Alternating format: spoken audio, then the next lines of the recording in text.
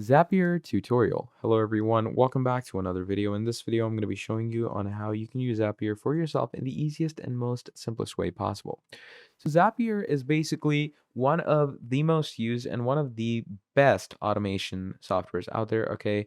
You can use Zapier for your automation in the easiest and the most simplest ways. And Zapier will give you the best amount of working that you can imagine, okay? So I would definitely urge all you users to use Zapier. Okay, you can start free with an email, and it gives you a good idea of how the emailing works. And furthermore, what you can do is like Zapier's automation are zaps. Okay, basically what you're gonna do is you're gonna create different steps on Zapier to work with, and then you're gonna zap people. Okay, so what zapping will do is it will continually go ahead and let people know that okay, you've been zapped and there's a zap been made and an automation has carried out, and you can also learn how it works. It's no code automation and you can do it across 6,000 apps. So there's Gmail, Facebook, GitHub, Slack, Google Sheets, Salesforce, MailChimp, whatever you want.